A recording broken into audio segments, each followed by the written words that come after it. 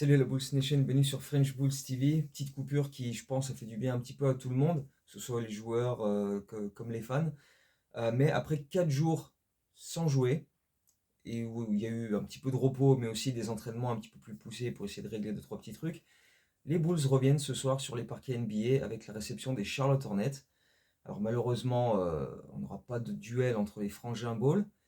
D'ailleurs, je crois qu'on a eu ça qu'une seule fois depuis que Lonzo a signé à Chicago. C'était genre 2 mois après son arrivée et puis il s'est blessé le mois d'après. Mais là, ce coup-ci, c'est Lamelo Ball qui est blessé à une cheville. Donc du coup, pas de Lamelo, pas de duel entre les frères Ball. Mais on reparlera du match de Charlotte un petit peu plus tard dans la vidéo. Avant, il faut qu'on parle du dernier match qu'on a fait, hein, celui de dimanche en bon horaire pour nous en France, hein, parce que c'était à 19h face à Philadelphie. Alors, si l'horaire était bon, le match, par contre, c'est quasi la copie conforme du match contre Indiana 48 heures plus tôt, en fait. Donc voilà, j'en parle dans la vidéo précédente du match contre Indiana, c'est la même chose, en fait. On démarre plutôt bien, c'est relatif, on démarre de manière assez correcte, on va dire, dans ce match-là. On met quelques shoots dans le premier quart-temps, on est bien, on met du rythme, etc. Et puis dès le début du deuxième quart-temps, l'effondrement total, le ballon qui se dégonfle, plus rien. Plus rien. Contre Indiana, dont on le savait, qui était une équipe, même si le début de saison pour eux n'était pas génial, on savait qu'ils étaient largement meilleurs et qu'ils allaient se relancer à un moment donné. Ils nous ont tapé. Et dans le deuxième quart-temps de ce match-là, contre Indiana, on avait fait ce qui était notre record de saison, mais en négatif, seulement 19 points dans le deuxième quart-temps.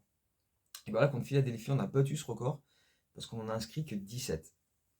Et avec des pourcentages mais abominables.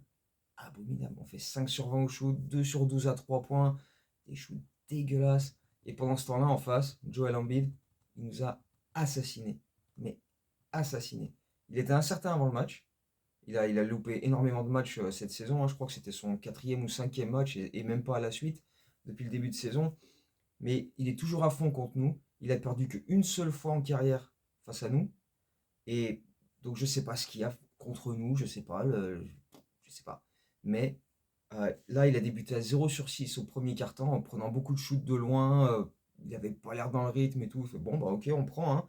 Très bien. Deuxième quart-temps, il a mis plus de points que les Bulls dans le deuxième quart-temps. Les Bulls 17 points, Joel Embiid 19. Et vas-y, hein. Des attaques du cercle, des post-up, des rebonds offensifs, des drives où il va provoquer des lancers, des hooks. Il a fait un carnage, un festival. Là, on aurait dit comme si d'un coup, comme ça, il s'était souvenu qu'il était MVP il y a 1 an et demi de ça. Et il nous a mais proprement dominé. Et évidemment, dans son sillage, Philadelphie à prendre le contrôle du match. On arrive à la pause, on est mené de 12 points, alors qu'on a débuté le quart-temps avec 10 points d'avance. C'est dire le momentum, comment il a vrillé dans le deuxième quart-temps. Et ça fait 2 matchs de suite où on se fait péter à ce moment-là du match. Et derrière, bah, t'existes plus. Parce qu'en plus, tu passes le reste du match à précipiter des actions pour essayer de vite revenir. Et à chaque fois qu'on fait ça, ça marche pas. Euh, Au contraire, Philadelphie a pris même une meilleure avance, hein. Ils ont mené jusqu'à 19 points avec des transitions, etc. Et puis nous, bah, on n'avait pas assez d'options, on n'avait pas de. Enfin, il y avait trop de mauvais choix, trop d'erreurs, et puis une défense toujours aussi catastrophique, quoi. Parce que bon, bah, c'est pas contre Philadelphie qu'on allait devenir des monstres, mais voilà. C'est une défaite, on va dire, assez logique, quoi. T'as Zach LaVine qui va mettre 30 points, qui va faire ses stats, il va être à 10 sur 21 au shoot, 6 sur 14 à 3 points. Jalen Smith, j'ai beaucoup aimé en sortie de banc avec quelques shoots bien, bien sympas. Il a mis 11 points, 5 sur 7 au shoot, 3 sur, pardon, 3 sur 5 à 3 points. Mais jamais on revient réellement dans ce match. Même quand on revient à -10, à aucun moment tu te dis, ah ouais, là, on est parce qu'à chaque fois, Philadelphie, boum, il t'en met une. Et c'est comme contre Indiana. Tu reviens sous les 10 points, et puis boum, derrière, t'en mets un ou deux paniers à 3 points, tu repars dans les cordes et t'es sonné, quoi. Il y a eu trop d'erreurs, trop de maladresse et trop d'absence défensive, tout simplement. Et en plus, surtout quand tu perds Dalen Terry dès la première mi-temps, il s'était tordu la cheville droite, il n'a pas joué la deuxième mi-temps, donc un de tes meilleurs jeunes défensifs, tu le fais pas beaucoup jouer, donc enfin, il peut pas beaucoup jouer, donc forcément c'est tout de suite plus compliqué. Tu perds de 8 points au final, 108-100. Mais au niveau de, enfin, l'écart entre les deux équipes, au niveau du talent et sur l'intensité dans ce match-là, c'est beaucoup plus que 8 points. On aurait dû se faire, mais absolument défoncer. Défoncer. On aurait dû perdre ce match-là de manière beaucoup plus large. Mais bon. Euh, Parce que voilà, Joel Embiid, il finit à 31, 32 points, je sais plus exactement, après son deuxième quart-temps monstrueux. Tyrese Maxey, tu te dis, ouais, il est discret aujourd'hui, on le voit pas trop. Le mec, il t'a claqué son premier triple-double en carrière. Ok. Kelly Oubre, il a fait un excellent taf défensif. Et voilà, nous, on avait tout simplement pas de quoi répondre, quoi. Ils avaient trop d'armes. McCain en sortie de banc aussi, qui a rentré des gros shoots. Et puis nous, on n'avait pas les armes. Et on s'en est pas servi, en fait. Comment, dans un match comme ça, Vucevic, qui est ton deuxième meilleur scoreur et qui est ton joueur le plus efficace, qui sort une saison mais absolument monstrueuse euh, à tout ce qui est pourcentage au shoot, à 3 points au lancer, efficacité, tout ce que tu veux, comment il peut avoir que 6 tirs dans ce match? 6. Et dans une moindre mesure, Ayo, 7 tirs dans ce match. Ça fait 13 tirs pour deux titulaires, pendant ce temps-là, Kobe White, il a pris 17 shoots. Il en a briqué la plupart, parce qu'encore une fois, c'est des choix pas dans le bon tempo, des trucs précipités, des shoots pour dire bah je suis Kobe White, je vais prendre des shoots. Euh, on a déjà parlé de la mauvaise passe de Kobe White sur des vidéos précédentes, donc on va pas le refaire là. Mais 5 sur 17 au shoot. Oh, oh, garçon, calme, calme-toi, calme-toi. Mais bon, au final, c'est pas si terrible que ça, apparemment, de perdre contre Philadelphie, puisque ils avaient un moins bon bilan que nous avant ce match-là. On les relance, et on sait qu'à un moment, ils vont finir par nous passer devant. Ils sont juste trop bons, il y a trop de talent dans cette équipe pour qu'ils soient, je crois qu'ils sont 12e actuellement à l'Est. Ils vont monter. Ils ont eu plein de blessures au début, mais quand t'as Maxi, Embiid, Paul George, etc., Kelly Oubre, McCain, enfin, forcément tu vas grimper au classement, je me fais pas de soucis pour eux. Et tant mieux pour nous, parce qu'on veut que ces équipes qui soient derrière nous, ben, nous passent devant ou que nous on descende. Si nous on n'est pas foutu de descendre tout seul, que les équipes montent un peu. C'est comme Indiana en fait, quand on les a joués, ils étaient dans une mauvaise passe, et puis maintenant ça va un petit peu mieux, quoi. Ils ont eu pas mal de blessures au début, etc. Donc voilà, pour ce qui est, si on se met dans une optique de la future draft, si on se projette dans 4-5 mois, c'est une bonne défaite au final. Et on continue d'être absolument cataclysmique au United Center. Hein, donc, ma foi, pourquoi arrêter en si bon chemin, quoi. Parce qu'au final, après 25 matchs, ce qui est pas mal, hein, on n'est pas loin du tiers de la saison, mine de rien. Tu as 10 victoires, 15 défaites. Tu es 10e à l'Est, ok, tu es dans le play-in. Avec 4 équipes à 10 victoires. Nous, on a 15 défaites, tout comme Indiana. Brooklyn a 14 défaites et Détroit a 16 défaites. Ils ont perdu cette nuit contre Boston. Logique. Euh, mais, enfin, voilà, tu sais qu'Indiana, ils vont grimper. Détroit, bon. Brooklyn, ils ont une défaite de moins, mais ouais, ça va pas se jouer à grand chose, mais bon, pourquoi pas. Mais en fait, c'est pas tellement le bilan à l'Est qui est le plus important, c'est le bilan global, évidemment, puisqu'on doit être dans les 10 pires bilans de la ligue pour bien se présenter à la loterie. Et j'ai même envie de dire, en fait, ce qu'il faudrait, idéalement, et peut-être que ça va se précipiter dans les prochaines semaines, les prochains mois, c'est d'avoir un des 6 plus mauvais bilans de la ligue. Parce que dans ce cas-là, tu es sûr et certain, tu n'as aucune chance de descendre en dessous de la 10e place et de perdre ton pic. Si tu es dans les 6 pires bilans, tu peux grimper, tu peux descendre, mais pas en dessous de la 10e place. Donc voilà, idéalement, pour être sûr et certain et pas se faire de frayeur inutile à la loterie, il faudrait être dans les 6 pires bilans de la ligue. On a encore un peu de temps. Mais par exemple, tu regardes à l'ouest, Sacramento, ils ont pris leur 13e victoire cette nuit. San Antonio, ils sont à 12-12 et ils sont 12e. Donc, tu n'as que 3 équipes qui sont vraiment déjà en mode on s'en bat les couilles. C'est Portland, c'est Utah, c'est les Pelicans, qui ont perdu cette nuit encore d'ailleurs. Je pense pas qu'on va terminer avec un pire bilan que Utah, New Orleans ou Washington. Ces trois-là sont déjà, tu as l'impression que les trois, ils sont locked in. Hein. Donc, essayer d'être un des 3 pires bilans derrière eux, quoi, pour être sûr. Mais après, si tu finis avec le 8e pire bilan, tu peux encore grimper à la draft. C'est juste qu'il y a un petit risque que tu descendes au-delà de la 10e place. Donc, Donc voilà, et c'est pour ça que des matchs comme ce soir, tu reçois Charlotte qui est mal en point, même s'ils ont gagné leur dernier match, mais ils sont derrière nous au classement. Lundi, tu te déplaces à Toronto, même s'ils ont perdu Scotty Barnes. C'est des défaites, si tu les, enfin, c'est des matchs, si tu les perds, tu te dis, bon, c'est pas mal, ça nous arrange un peu en fait, tu vois, il vaudrait mieux pas trop créer d'écart. Donc je sais pas trop. Et puis derrière ces deux matchs-là, tu as deux fois Boston à la suite, hein. Pas en back-to-back, mais genre en 3 jours, genre jeudi, samedi, la semaine prochaine, un truc comme ça, quoi. Donc 10-15 après 25 matchs, je dirais qu'on est plus ou moins dans les temps, à peu près. Ce serait bien d'en perdre un petit peu plus par la suite, parce que si tu fais 10-15 tous les 25 matchs, au bout de 75 matchs, tu es en 30-45, avec 7 matchs à jouer, ça fait peut-être un peu beaucoup. Ça fait peut-être beaucoup. 30 victoires, 45 défaites après 75 matchs, ça fait peut-être un peu beaucoup.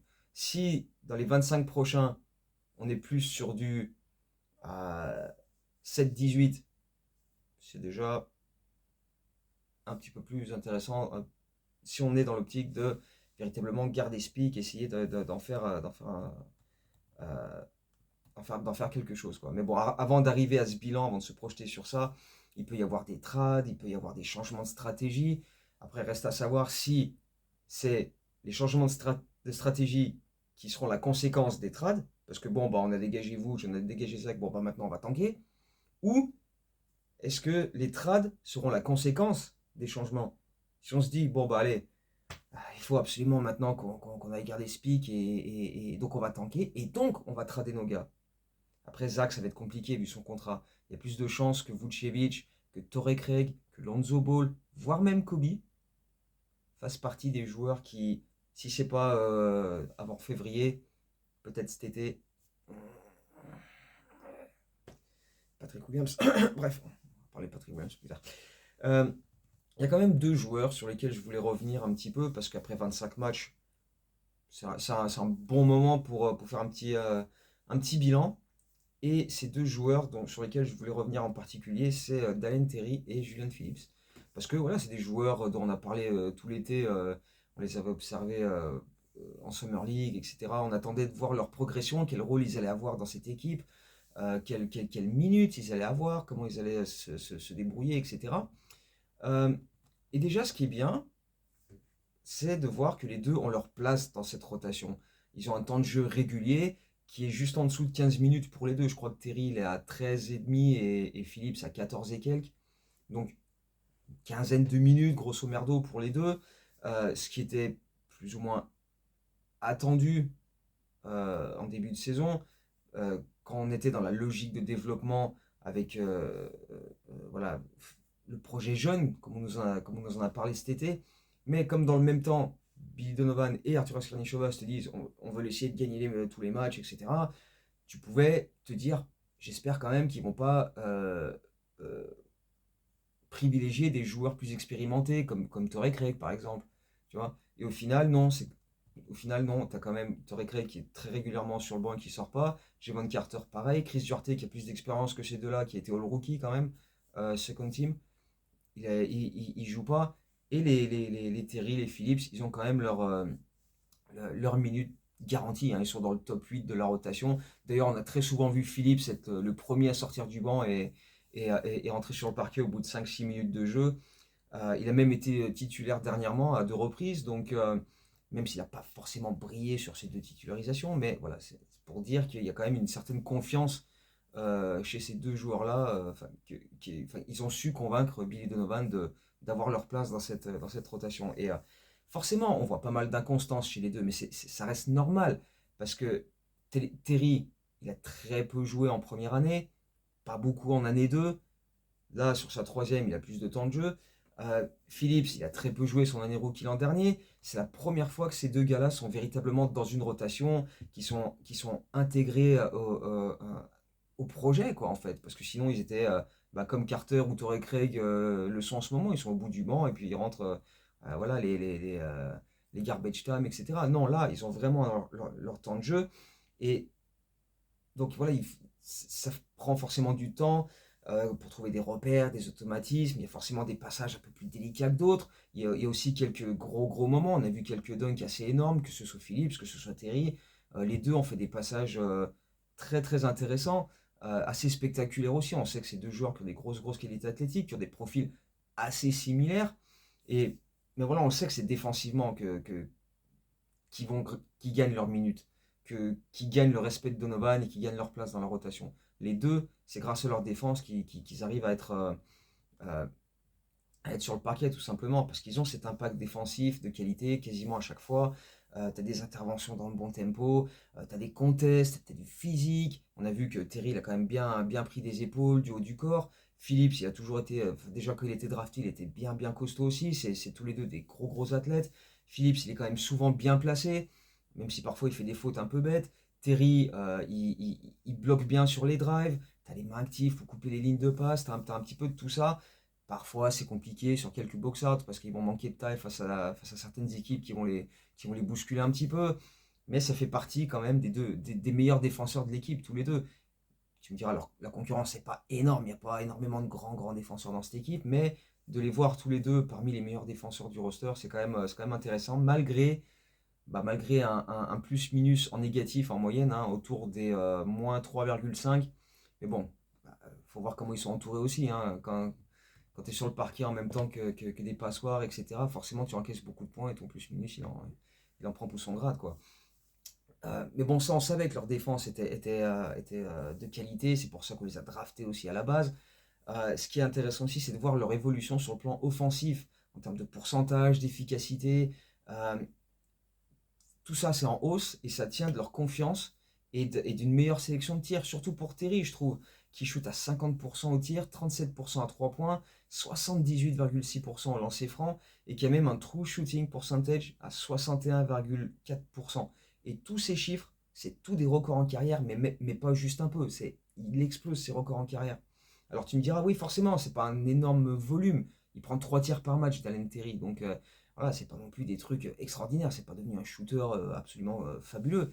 Mais il y a la progression. On voit la confiance quand il prend ses shoots, il n'hésite pas, le geste est plus fluide, il y a le travail qui a été fait avec Peter Patton, il n'y a pas d'hésitation, c'est pas genre ah merde j'ai la balle, bon bah personne vient sur, bon bah je vais le prendre quoi. Non, non, là j'ai les mains actives, j'ai les mains prêtes, je suis placé, la balle arrive sur moi, il y a le drive, le kick, boum, et j'envoie.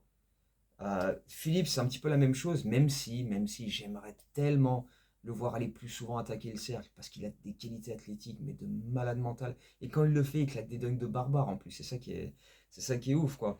Parce que j'ai quand même parfois encore l'impression qu'il va un peu se caler dans le corner, un peu comme un robot, tu sais, il est là. Les Bulls ont la balle. Bon, bah, Philippe, il fait, bon, bah, je vais aller dans le coin. Il attend. Il est prêt à dégainer. Il rentre ses shoots de manière, voilà, bon, pourcentage pas affreux, hein, c'est pas un gros volume non plus, même s'il prend plus de tirs que l'année dernière, hein, le double même, puisqu'il est à 3,8 tirs par match contre 1,9 l'an dernier.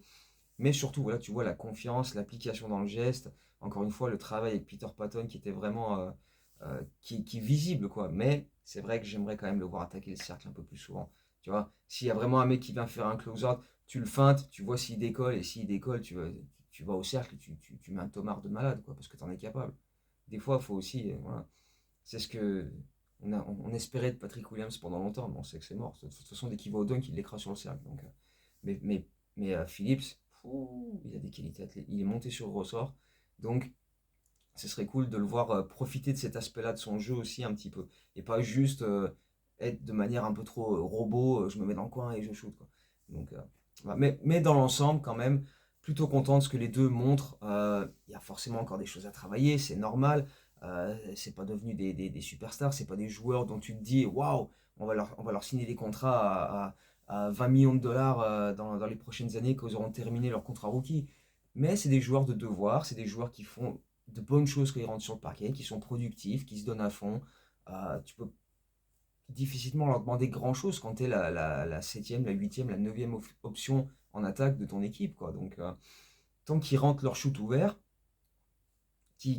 voilà, que Terry va provoquer un petit peu des lancers et qui font le taf en défense, pour l'instant, tu leur demandes pas beaucoup plus, quoi. Donc, ce qu'ils font, ils le font bien. C'est loin d'être voilà, c'est loin d'être parfait, mais tu sens que tu sens qu'on est quand même sur la bonne voie avec ces deux joueurs-là. Donc voilà, je voulais revenir un petit peu sur ça. Je vais pas faire un bilan joueur par joueur depuis le début de saison, mais ces deux-là, je voulais quand même m'y attarder un petit peu parce que c'est des joueurs qui me plaisent et je suis content de la progression qu'ils affichent. Donc voilà, c'est des points positifs à mettre en avant. Parce que là, on parle toujours des trucs négatifs, mais c'est bien aussi de parler un peu du positif quand il y en a. Donc voilà. Du coup, Charlotte ce soir, pas de live tweet parce que je serai au taf.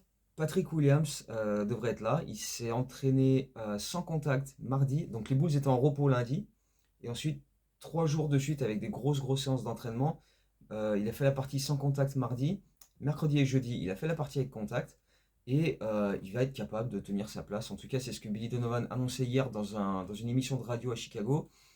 Où on lui a demandé où ça en était pour Patrick Williams. Et il a dit il devrait être capable de jouer donc ce soir. Probablement en sortant du banc au départ, parce que ça fait 3 semaines maintenant quasiment qu'il n'a pas joué, si c'est même ouais, presque un mois qu'il n'a pas joué. Et ouais, sortir du banc et avec une limite de minutes qui serait entre 20 et 24. Parce qu'on sait qu'il voilà, en joue plus que ça normalement que les titulaires. Donc là, ils vont peut-être le limiter un petit peu au début, sachant qu'en plus, tu joues ce soir, tu ne rejoues pas du week-end, tu ne rejoues pas avant lundi, tu te déplaces à Toronto. Donc, tu as l'occasion derrière de reposer encore un peu, de faire une grosse séance d'entraînement, etc. Donc, on va voir ce que ça va donner. Le retour de Patrick Williams, c'est pas qu'il m'a manqué plus que ça, mais bon, va peut-être falloir commencer à se sortir les doigts pour justifier le contrat. Donc, ce serait pas mal qu'on voit quelque chose, quoi. C'est face à Charlotte, c'est sa ville natale, comme Kobe. Donc, si les deux pouvaient sortir un gros match, même si on perd quand même à la fin, on va prendre, quoi. On va prendre. Euh, Terry, donc on a dit, il était sorti avant la mi-temps au dernier match. Et là, il s'est entraîné normalement les derniers jours, donc il devrait être là demain aussi. Et il y avait une mini alerte avec Josh Giddey parce qu'il avait des problèmes au dos. Il n'a pas participé à la séance d'hier. Mais selon Billy Donovan, pas de quoi le rendre absent pour le match de ce soir. Donc voilà, on devrait avoir quasiment pas d'absent en fait. Donc ça va être intéressant à voir que justement quand il y a tout le monde, quel genre de rotation on va avoir. Est-ce que Matas va garder beaucoup de minutes maintenant que Patrick Williams revient? Qui va faire les frais du retour de Patrick Williams du coup? Est-ce que ça peut être Phillips qui ces derniers temps a quand même perdu un petit peu de minutes par-ci par-là?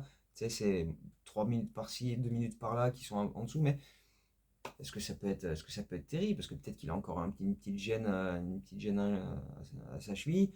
On ne sait pas. Là, en tout cas, ça fait 4 jours donc on n'a pas joué. On a pu soigner un petit peu les petits bobos à droite à gauche. On sait que Kobe White aussi était gêné par sa cheville gauche. Jalen Smith, il avait loupé un match par-ci par-là avec un genou en difficulté. Donc là, on a reposé un peu tout le monde. On a fait des grosses séances d'entraînement où ils ont mis l'accent sur la défense. Maintenant, on va voir ce que ça donne. On va voir s'il y a vraiment de l'amélioration. On va savoir ça ce soir et sur les matchs suivants. Mais ce soir, ça va être un test intéressant pour voir quelle amélioration on va faire sur le plan défensif. Parce que même sans la Melo Ball, Charlotte, il y a quand même des joueurs qui sont quand même capables de bien t'allumer si tu les laisses tranquilles, quoi. Donc on va suivre ce match tranquillement. On va espérer que Kobe, Patrick Williams se relance. Et puis si on perd le match, ma foi, bah. Ah, tant pis. Donc bref, voilà. Je sais pas si je fais une vidéo après ce match ou si j'attends le match de Toronto, je sais pas. Donc prochaine vidéo, prochainement, mais je sais pas quand. Donc voilà, soyez aux aguets. Et puis bah, l'article, etc. Et lundi, je ferai pas de baromètre parce qu'il n'y a qu'un match dans la semaine, ça sert à rien. J'attendrai le lundi prochain et je ferai 2 semaines d'un coup, ce sera quand même beaucoup plus pratique. Donc voilà, d'ici là, les prochaines vidéos, les prochains articles, etc., les prochains matchs. Bah, comme d'habitude, portez-vous bien, les fêtes de Noël approchent, donc j'espère que tout le monde a prévu de passer de bonnes fêtes. En plus, les Bulls ne jouent pas le jour de Noël, donc ça permet d'être un peu plus tranquille. Ce soir-là, t'es pas emmerdé par voir les Bulls se faire péter par je sais pas qui. Donc voilà, c'est quand même assez cool. Donc voilà, profitez bien, et puis on se retrouve très très bientôt. Ciao, go Bulls.